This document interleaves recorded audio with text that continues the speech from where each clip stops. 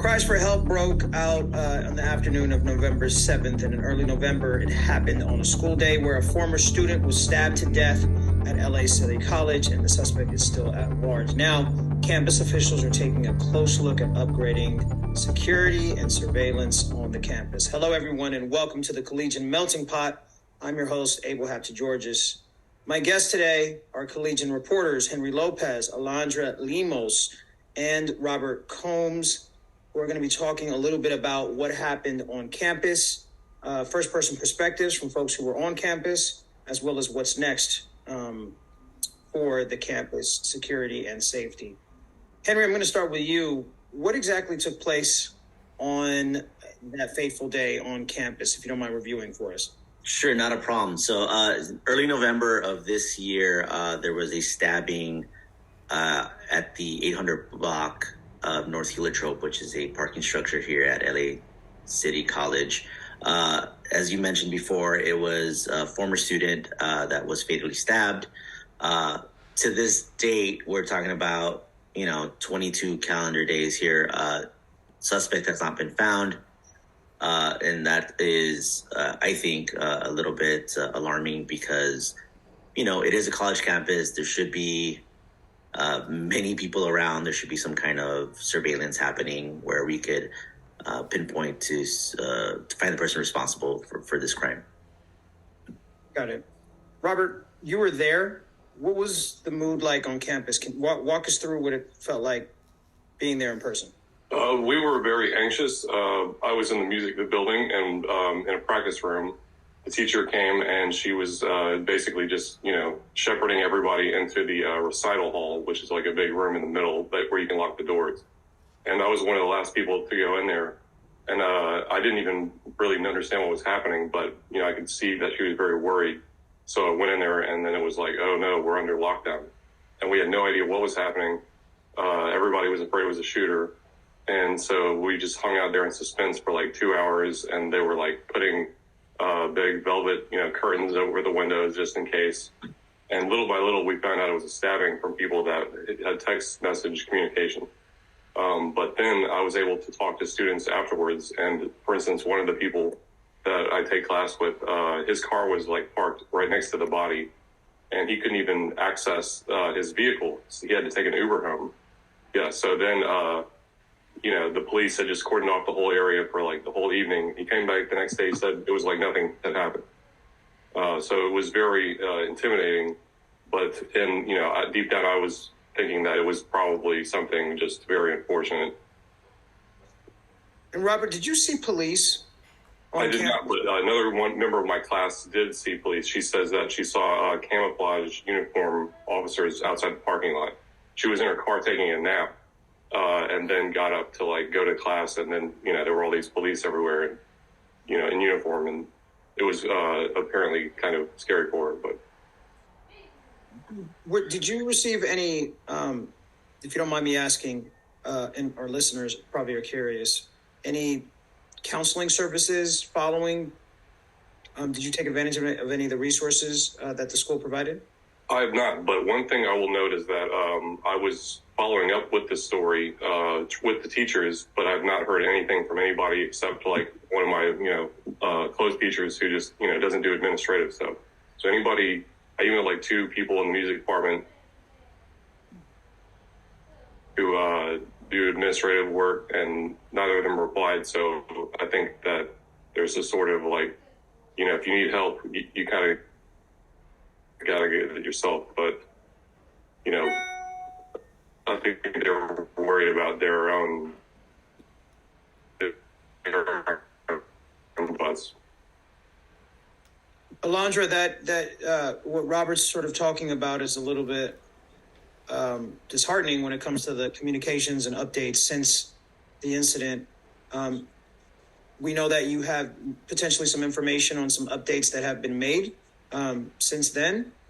Do you mind just telling us exactly what's going on with the campus, what sort of measures they're installing or increasing in order to ensure safety for students? Yeah, so faculty received an email that LACC facilities maintenance team have fabricated and welded a metal mesh screening to enhance safety right next to the parking lot on stairwell doors on Heliotrope Drive where the incident happened.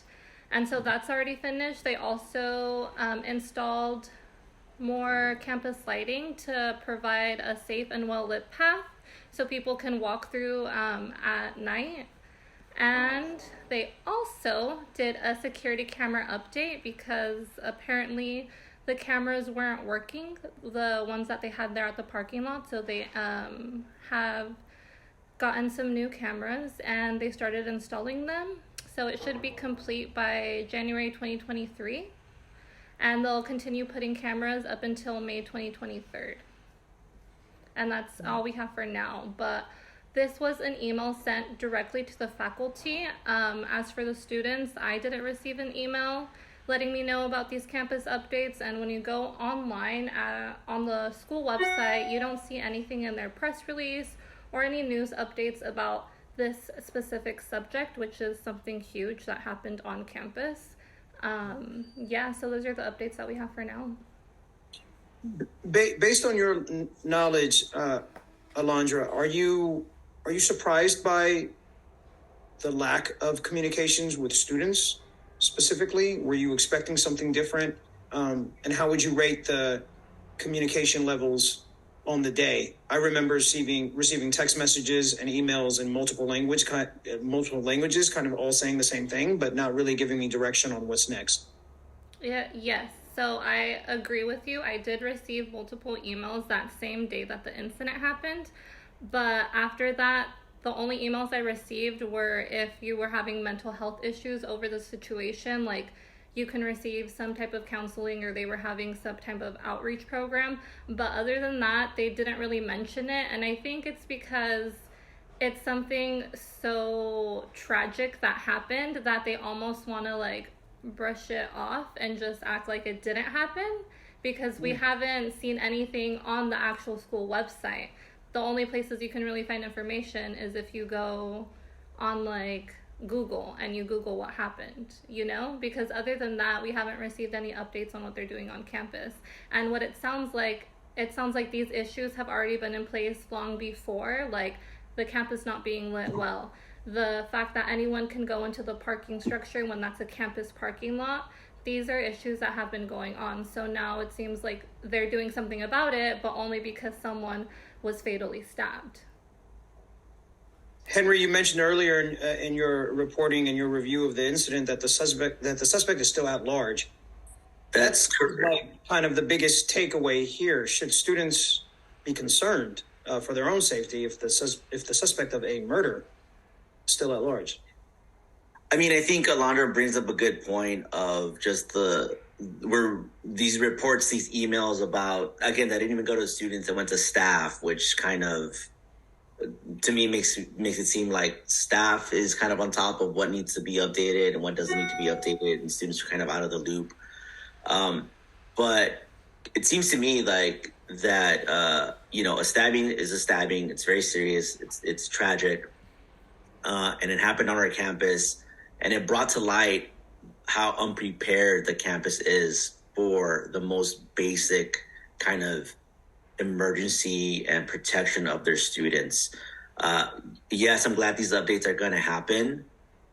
But to me, what comes to mind is why weren't these things already in place? Why don't we have just basic bright lights in areas that are dark? Nobody wants to walk on campus when it's very, very dark, especially now that the campuses are back open, right? I think it was different during the height of this pandemic where little to no people were on campus, and that's fine. You want to turn off the lights because, nobody's in the building. That makes total sense. I get that. But we're reopened now. We're having classes on campus. There's no reason why places should not be lit properly. There should be no reason why doors should not be locked properly, why access to student or faculty parking lots are just a free-for-all. These are specific parking lots meant for students and staff. There should be some kind of safety protocol to be able to access these places. We all have a student ID. We can scan it, near field communication happens. If I can pay for a copy with my phone, I could open a door to a safe guarded parking space with my phone as well. It shouldn't be again open to the public. If you're visiting campus, there's visiting parking lots. That's fine. You can park there. Those are visitors. For students, full-time, part-time students, period. They should be able to feel safe on campus. And again, the updates will get there, but to me, it's like these shouldn't even be updates. They should have already been in place. They should be upgrades, right? At this point, because we're already behind the ball if we're barely updating things. We should be upgrading the systems. We should be ahead of the curve. Students, faculty, they should be, at the forefront of safety. On top of that, I know we do have sheriffs on campus. Does it add a sense of safety? It does. It's nice to know that there's a sheriff there. Sheriffs seem to have kind of this aura that are, they're, kind of bigger and badder than LAPD and stuff like that. But, I think we also forget that these are, deputies, right? They're in training. They're not there to, kick ass and take names. They're there to, get their hours done and occasionally, break up a fight or something like that. But that's another aspect, I think, is that maybe there should be more experienced, maybe, at least one or two more experienced sheriff personnel on campus just to kind of bolster that sense of safety. Robert, you unfortunately join a long list of Americans who have experienced a lockdown or gun-related activity incident on campus. Have you returned to campus since? And yeah, I'm there very regularly. Got it. And do you feel safe? Do you think others, and have you talked to other students about this and about their safety? A little bit. So when I was, asking people about the incident, like one of my co-students said that he was, very almost like not shocked about it. He said, I was prepared to hear it was a gun, or I was more prepared to hear it was a gun than a knife. I was angered and disappointed. And we already went through a year, but it's not off-put for this to happen in America these days. That's what he said. Personally, I agree. And, I've been taking class at LAC since 2017 and hanging out there. I don't park in that parking lot, but just walking along Vermont, I feel like the problem is the school not providing security, but it's also the neighborhood, because the neighborhood just has a lot of, holes and cracks where people who are unfortunate might, wind up, and then there's no oversight. And I used to see various members of the unhoused community, very regularly, like they have a spot. And, I never had any bad experiences with them. They were, pretty nice. But they'll come into the student center and like work on the laptop, maybe go to the library, things like that. So it's very permeable.